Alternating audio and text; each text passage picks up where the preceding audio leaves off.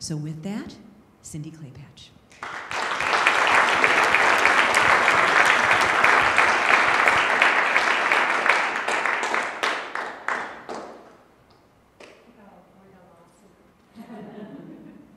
Morning. Morning. Wow. Thank you for being here. We're kind of in an exciting time. I'm not sure if you knew about yesterday being marked as Global Awareness or Global Oneness Day. Yeah, celebrated all over the world.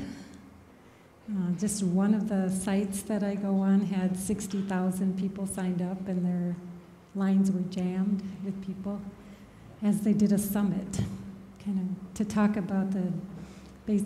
It's a bit of an echo. To talk about the, divinity and the divine spark within all of us that is, connected to the same place. That we're all connected.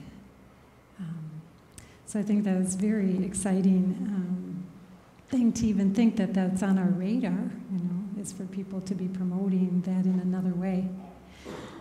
Last night I got to officiate a wedding, and so it was so neat to think of like two sparks coming together, one great fire between the two of them, but then also how much we're all mesmerized by fire. You look at a candle and you get interested, you look at fireworks, you look at a bonfire, and there's that attraction to that, and I really believe that the attraction is because it's our home, it's what we know, that we know light, it's who we are. But because we're interfacing in this world, we also know about density, and we know about earthly details. And so today I've felt guided by the different things I've been hearing and watching my own self and other people that I work with, seeing the habits of the mind. And so I want to highlight a little bit of the habits of the mind today, because I think if we don't see it, then we can't change it. And so in just the observing of it, not the scolding, being really gentle with the mind, but just seeing the innocence of the mind and our attachment to it, but then also seeing what's possible as we get the mind out of the way. So that's what I'd kind of like to talk about today. So this is a little bit representative about how I see us coming onto the planet. Is that we come onto the planet and we are formless energy, shrink-wrapped in this little body. And so that energy is really our true essence, our true self. It's who we are before we had the form, and it's who we are before we had any experiences or any thoughts or even a developed mind. So if you could kind of think of this like as your essence, then it would seem kind of funny sometimes to think that we're relying more on this little pea brain part. So, don't you love that? I ran up last minute and changed it, because it's like really, that's what our reality is doing. It's like turning into these tiny little fragments, like when you get to see your TV do tiling, like the picture scrambles and then you get the picture, it's like that's what we're doing moment to moment, And we come in with that fire and electricity and that power to create and to do things, and the possibilities are huge. You don't see kids, they just want to do, everything initially until they find out some stuff's not fun. But, they want to pour their own juice. They want to, do stuff because they feel powerful, They are in that place of moving and evolving and taking charge. And so, it's the power that we have in the possibilities. Just recently, in September, I had a conference, a few seminar days that some of you came to with Maricoya Bar, the shaman from Peru that I work with. And he said that, when he says to his little grandson, touch the sun, he just touches the sun. He doesn't go, it's too far away. It's just touch the sun. Because, when we're small, we see everything as possible. We don't have this, factors or details and data that sometimes create a different experience for us. So imagine all the possibilities. And then you have experiences, and then those experiences create your version of reality. Okay. Just a version. If you look at some of the greatest prayers or the greatest songs, people do multiple versions of it, right? They keep changing it because they get inspired by something. But in our life, what happens for us is we have experiences and then we kind of lock on to that being the version of reality. So innocent. And so when that happens, then we don't know that we're really collapsing the possibilities. That where we place our attention then becomes where the energy gets sent within us and from the cosmos. It's like that energy gets focused, and then innocently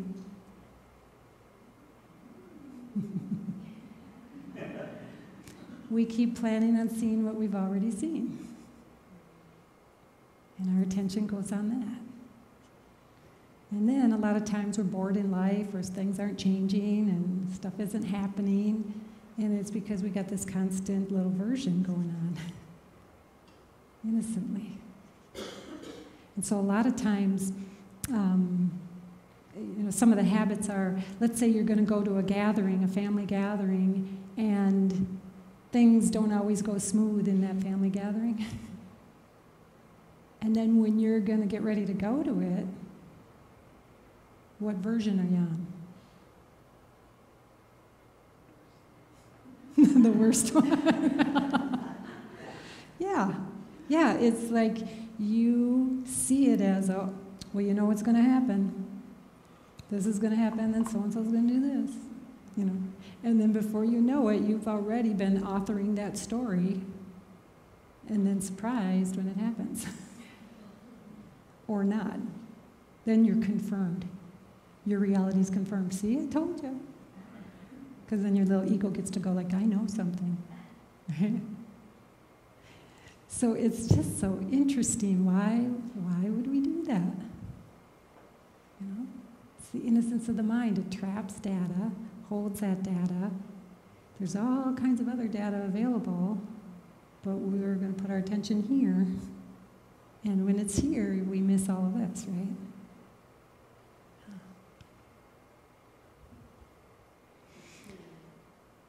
So let's say that you're kind of mixed.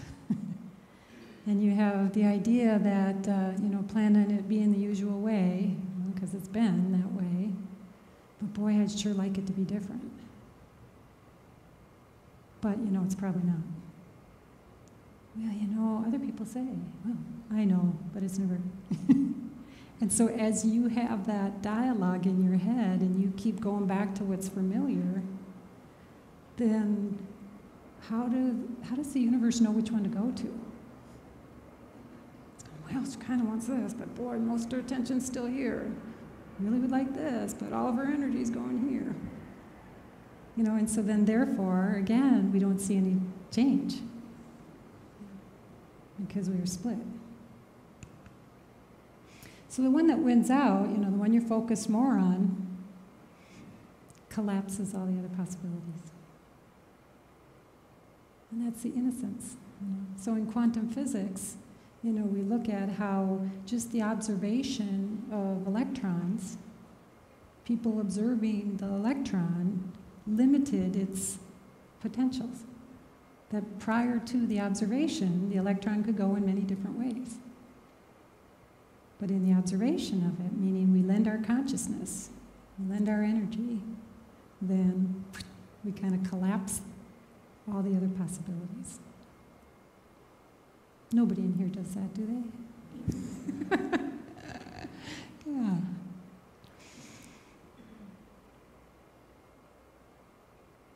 So then that's the reality that ends up.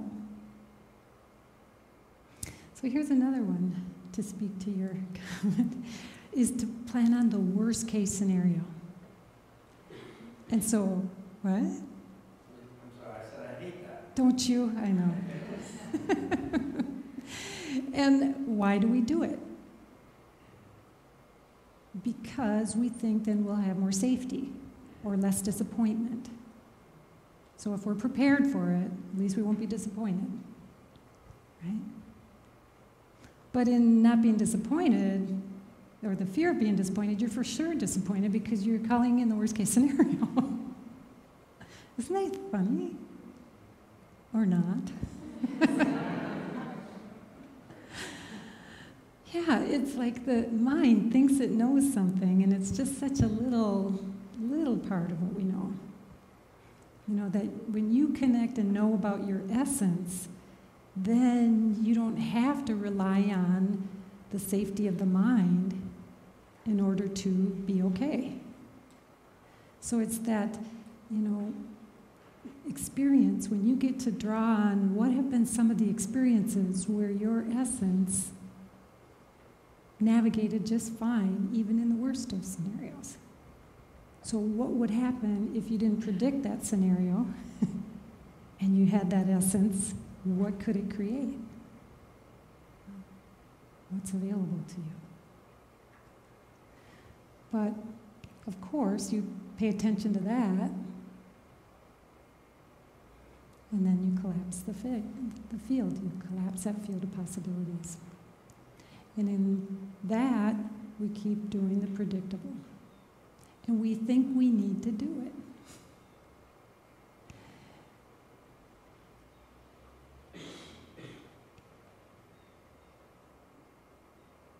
How many versions do you have of something within a day before it even happens? Isn't that just crazy? Yeah. It's like, well, this will happen and that'll happen. Well, no, that's going to be like this. Then you do the dishes. Well, you know, and it just keeps morphing, and you keep going through your version thinking you have to get ready in that way. You know, when there's so many other ways you could create a version. But it's so interesting to me, like even when I did the wedding last night, I noticed that during the day, I was getting busy about a version. And I had to keep telling myself, like, oh my God, Cindi, just get out of the way. That, won't it be interesting to see how this turns out? Won't it be interesting to be in that feeling of love with this couple and the group? And it couldn't have been more different than what my early versions of the day were. You know? That they had hired somebody to do music, and that person's a professional person who does concerts. So the wedding was a concert. Now, that wasn't in my little version because I had never had that version yet. So that's what's so great, is like if we can suspend knowing to see what keeps getting created, then we get surprised. Then it's more of a mystery than walking around with all the knowns, which is still your version of the knowns. Yeah. This other one is the inevitable. How many of you find yourself ever saying that, or around people who are like, well, it's inevitable? You know? Peace in our lifetime, that's not inevitable. That everything's going to crash, it's inevitable. You know, so we're doing that about global events, you know, and our personal events. And what would happen if we just took the attention off of that? Not even deciding yet where we want our attention, but just taking and not lending your energy to that. What's possible? I would love to know. So I use a story a lot when I work with people who sometimes have their eye on something that's not producing what they really want. And, I talk about it as having your eye on the rat. That sometimes you can have your eye on a rat because you're afraid of rats. And because you think that rat can do something in your space. Because all of the programming has been that rats are awful. And I had a client one time, he goes, well, the poor rat, how did that rat ever get that reputation? And I said, that's a great question.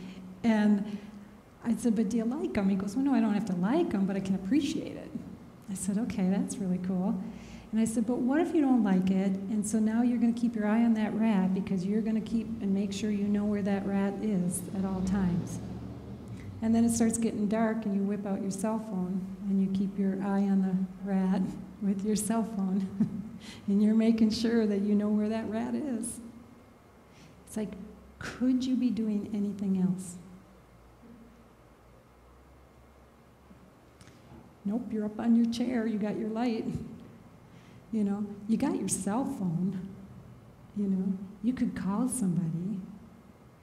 You could throw something and run. You could step on your other furniture.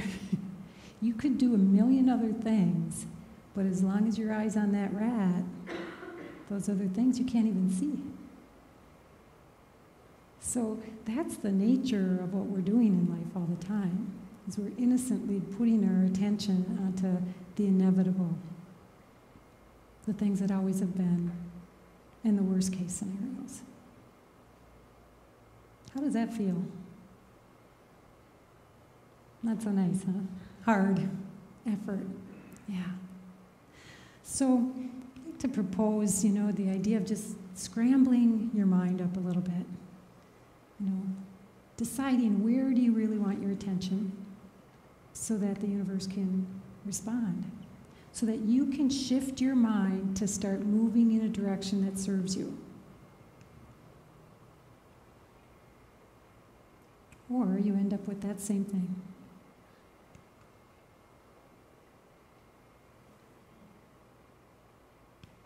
Sorry. Just trying to get you in the energy.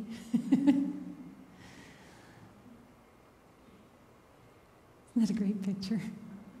It's one of my clients. He sends me pictures because I was, often talking about, being surprised, When did we start not liking to be surprised?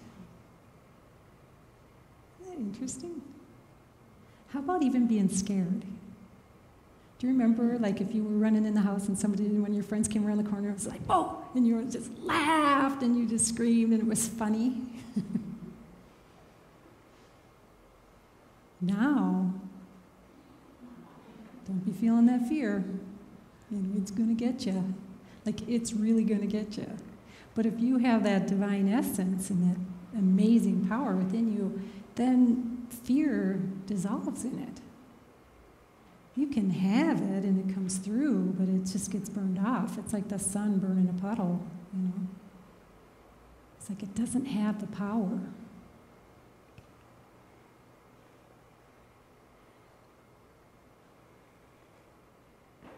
And then the other, when did you develop the reliance on the brain? Do you know anybody who isn't as reliant on their brain? Maybe so. How do they feel? What do they look like? You would call them clueless. But they're probably pretty happy. They're just having less attention on the things that scare them, the things that they think they have to figure out.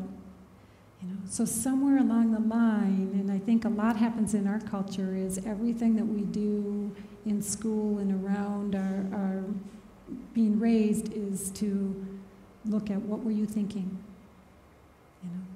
memorizing, holding thought, thinking thought all the time, having to be able to regurgitate thought. And then when you act out, go to your room and think about that. So the very focus, innocently, on that which isn't working so well at the time is what we're geared towards. So then now the brain, with all its neural pathways, starts to develop a bigger system, a neural network around that. And so then now we're focused a lot on that and we're forgetting about this. That innocence. Because we were given power, we were given a life force, we're given the ability to be conscious and taking that consciousness and placing it behind whatever thought's going on. And then whatever thought's going on becomes our reality or our version. But if we quiet the mind, if we start to turn the noise down in the mind, then what's so amazing is people's level goes up. And as their level or their vibration goes up, then they start to get stuff that matches that vibration. So that can happen even without focusing in a deliberate creation kind of a way. I've worked with so many people who, as they shift, they're up here, life looks different to them up here, and they start doing different things. So then, let's say that's the reality. Well, what happens then if we allow ourselves to quiet down so that our level can come up, and then from up here we also deliberately start creating? We choose our thoughts. We're really attending to the things that we want to see happen. Then that's like it amplifies, it's like sends a higher signal out to the field. And then your life starts to change. And for people who know that they might be doing that, they would be going like, oh, I just got confirmed. And people who don't know how they work would be saying, I'm lucky today. Like it's a happenstance, or it's something that's just, one of those things that comes along once in a blue moon, is I got lucky. But instead, when you know how you're working and how your energy is relating, is like there's an in-breath to come back into yourself and that out-breath of energy that goes out into the world, and then the world matches it again, and it's just this constant unfolding process. Then it's no more up for grabs what you're going to get. You get to actually create more of what you're going to get.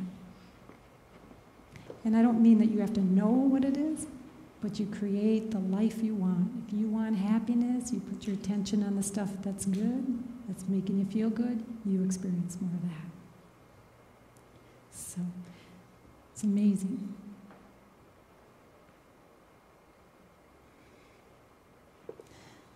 So, I think it's so interesting. It's like, why do we not hope?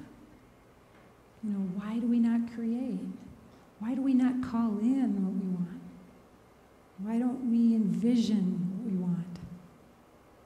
Why don't we trust in manifesting? Why don't we trust in the mysteries of life going my way? I was working with somebody recently who said that as they have a work group, and in the work group they don't always feel valued at work. So they have a habit of saying, well, how's the universe going to screw us today?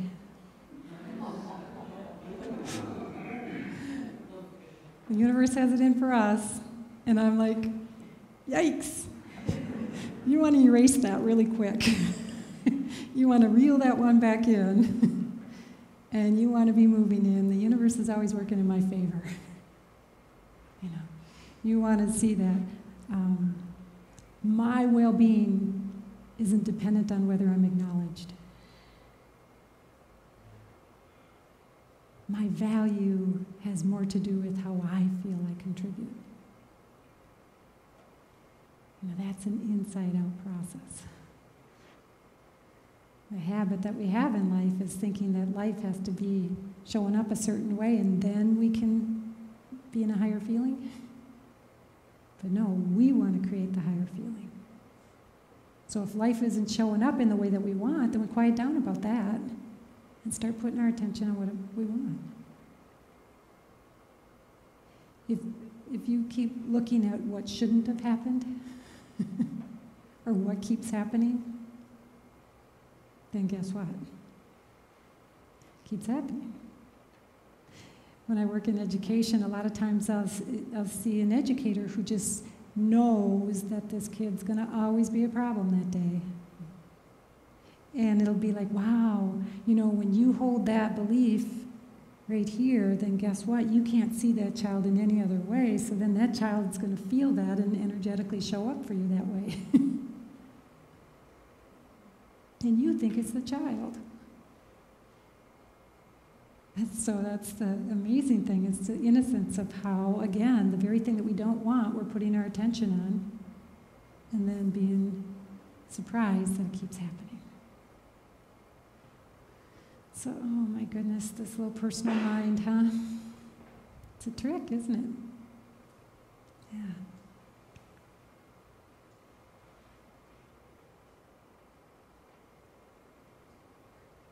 So it's always that question, could it be that we've become more comfortable with a negative outcome that's familiar to us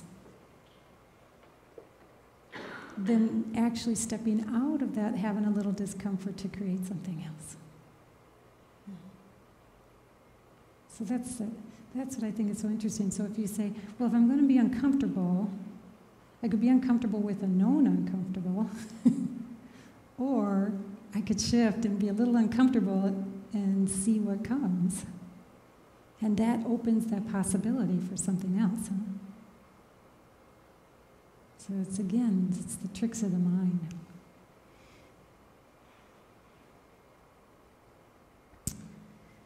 I don't know if you've ever seen this before, but I always think it's a good one, is like, do you have the patience to wait until the mud settles and the water is clear? Can you remain unmoving until the right action arises? Got a little reaction in the front row here.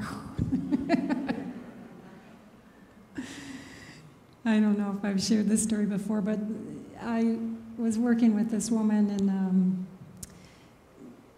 in a school district, and her mind was very busy, and she really liked the idea that in the quiet of her mind, her core health could rise, and she could attract and bring higher stuff to her.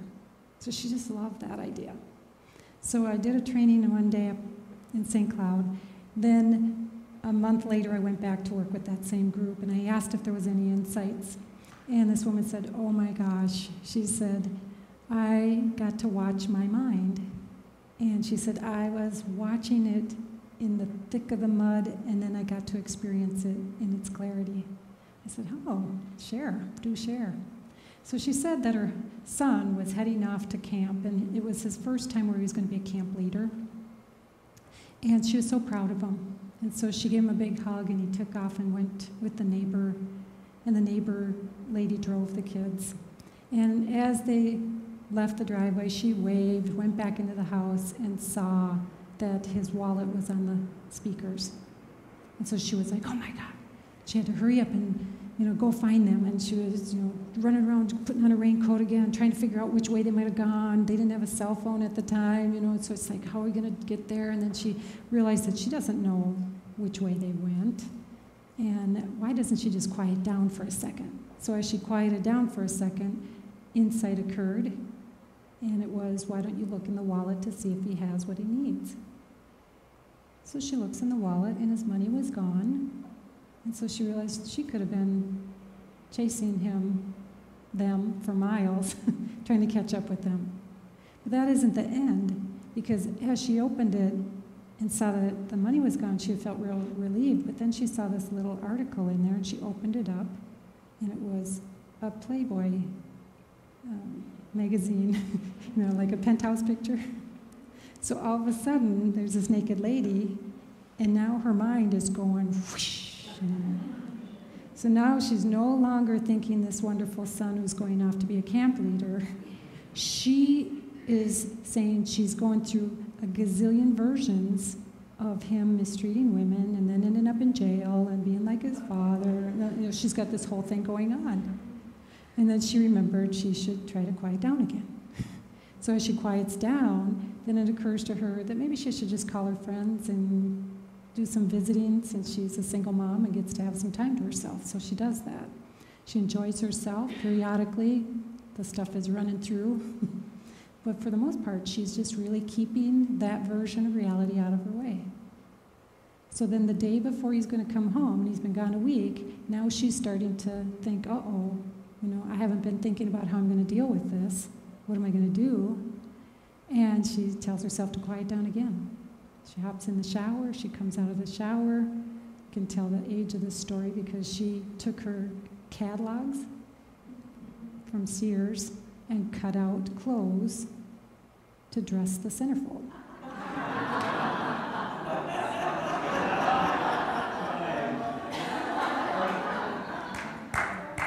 And she glues all the clothes on. What's that? She folds up the picture, puts it back in his wallet. He comes home, she's literally happy to see him, gives him a great big hug, gets a little teenage hug back, says, "Tell me all about camp." She says he must have seen his wallet when he leaned over her because he said, "Can I go take care of my stuff first?" And she's like, "Sure." So he goes like this, quickly puts his wallet in his back pocket, goes into his room, comes out like 3 minutes later and says, "Mom, are you okay?" And she said that she got to have this amazing conversation with him about how her mind had worked. She got to talk to him about how she was throwing her peace of mind out, creating all kinds of versions of reality, and that in her wisdom, she knew that if she quieted down, she would be able to know how to move about. Then she talked about some of the fears that she had. They had an amazing heart-to-heart story, probably the best she said she'd had since her husband had left the marriage.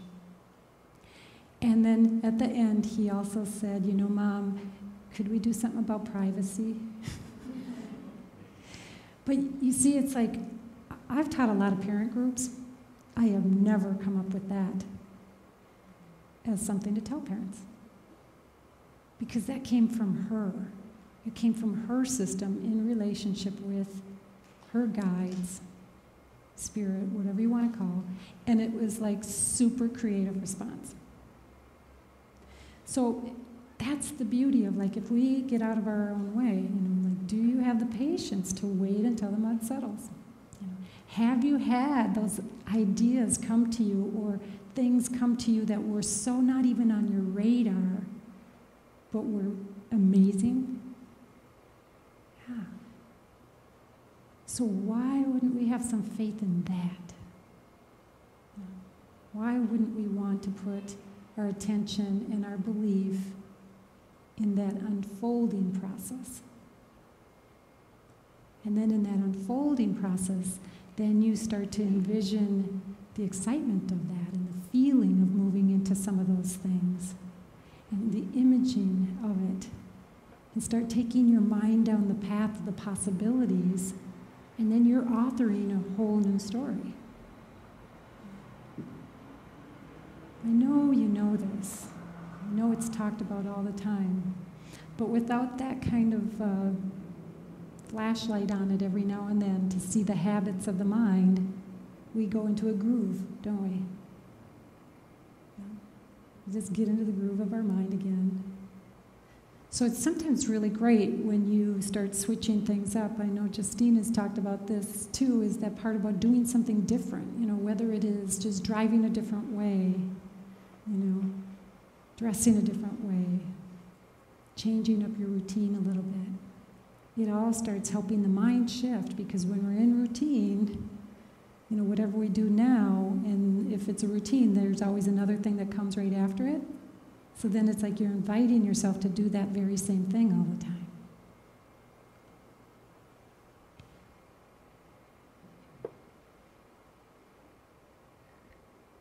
So for me, I love to suspend knowing. I love that. I love to think I don't know anything, because then I'm opening to the mysteries. So when I know that the world is way bigger than my little pea brain, I'm delighted,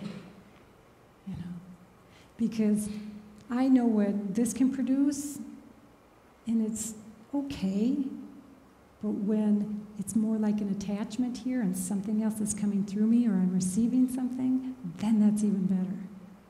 And then in that feeling, then I can use my intellect as needed to do more with it. So, be surprised. Don't be afraid about being surprised.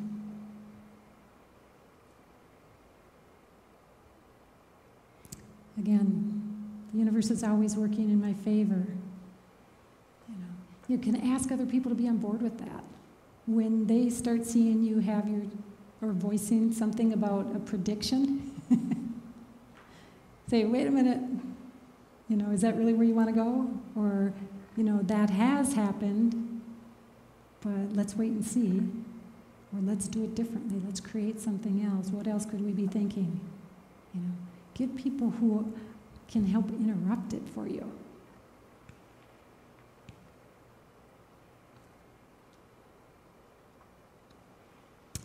Let go or be dragged. The mind sometimes is like a barking dog, isn't it? I got to do a little dog sitting this winter, and it was so precious because this little puppy was so new to the world that when it went outside and the leaves were falling, it was barking at every leaf. Just barking at every leaf, having to chase every leaf, and then another one would come down and I'd have to run over there, And I thought, oh my God, is that the mind, what was so great for me was that my dog passed a couple years ago and she was 17. So in those older years, they don't bark at every leaf. They're a little more selective. They sit in the yard and watch them. And then they might bark at the squirrel that's in their space, but they don't go on everything. And so that's really how we are too. It's like as we mature and come into our spiritual essence, we're not as interested in barking at everything.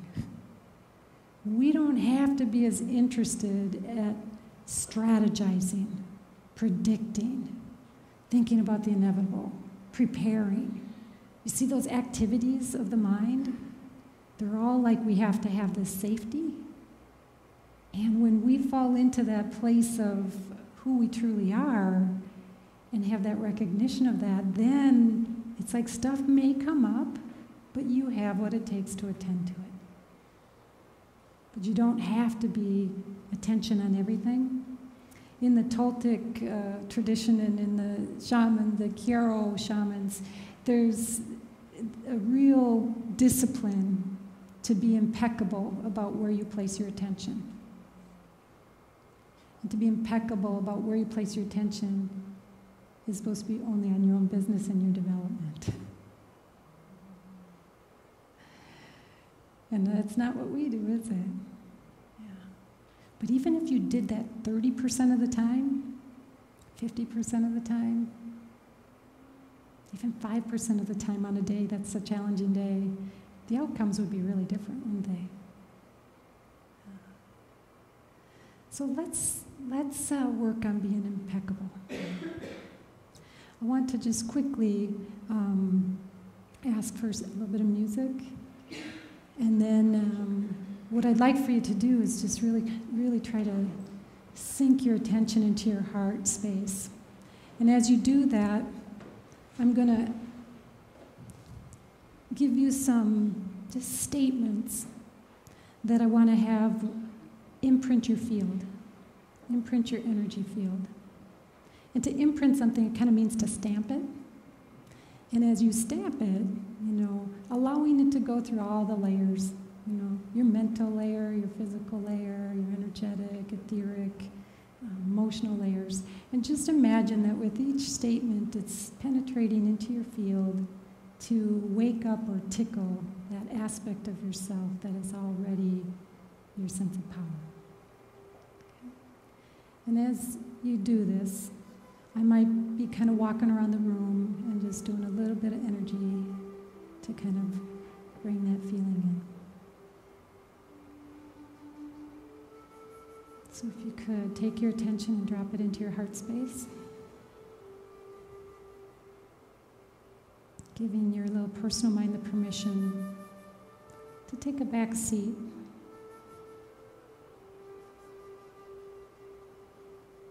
To allow your essence, your fire, your flame, your divine spark that's connecting with everybody and all of creation to get its due, to get its attention, to get its reliance.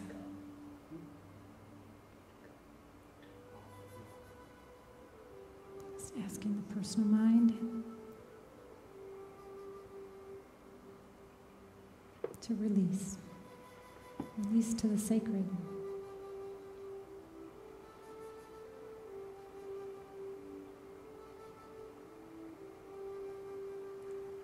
And with this statement, as I connect with my essence, I can release my mind.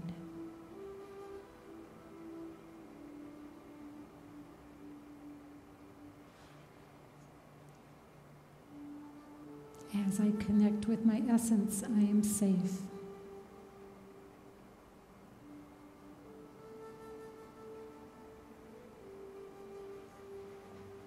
As I connect with my essence, I'm powerful.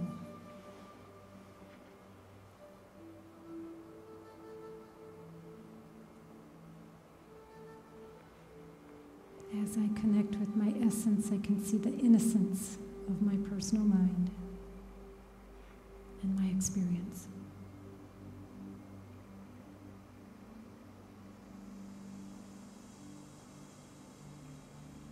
As I release my need to strategize, I get to experience new things.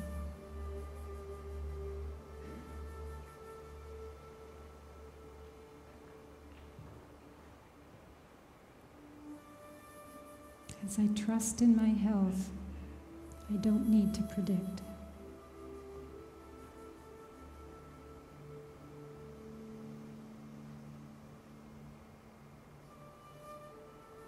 As I suspend knowing, new things come to me.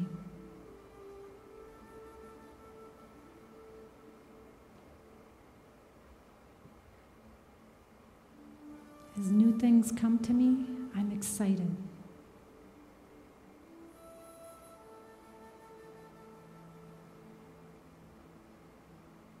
As I'm excited, I get to dream.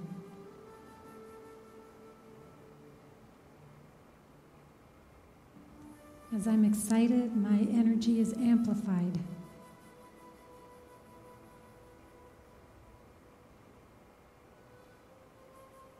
As my energy is amplified, the field responds.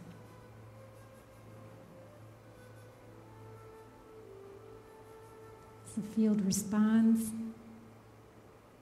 I'm fulfilled. My needs are cared for.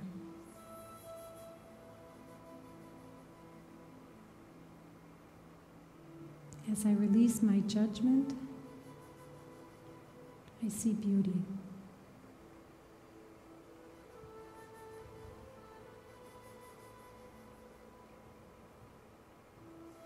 As I see beauty, my vibration goes up.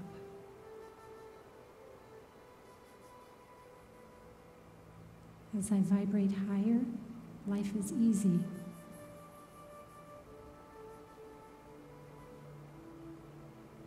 As I experience ease, I trust.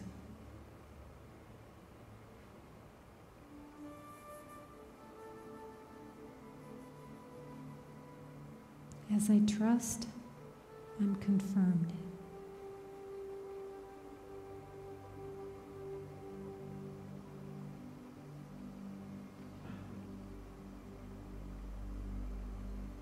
as I experience more, it is effortless.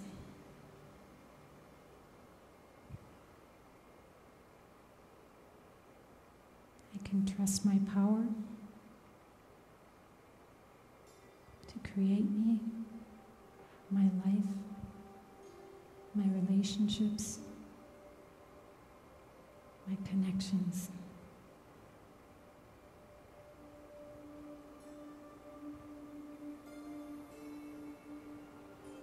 I feel in alignment with who I am. I'm grateful for all my opportunities and to all the possibilities that lie out before me.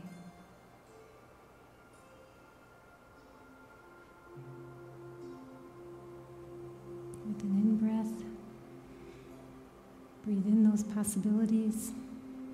Breathe in the consciousness of yourselves and of the greater field. Breathe out your dreams, the feeling you would like to have.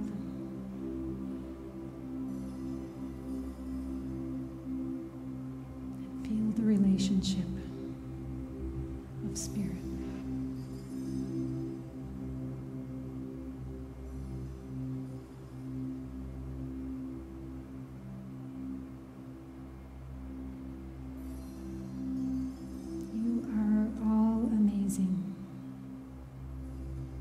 Step into that. Trust it.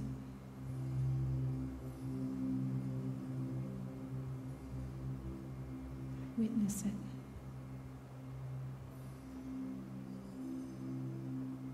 And be it.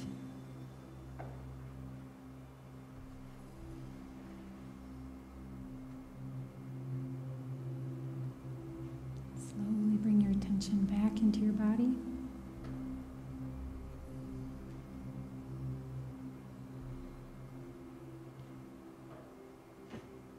Feeling your feet,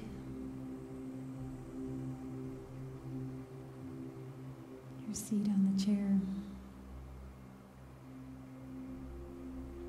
your back on the chair.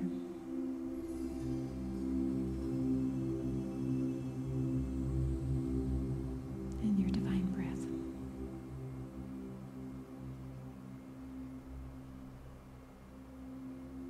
Slowly open your eyes and come back into the room.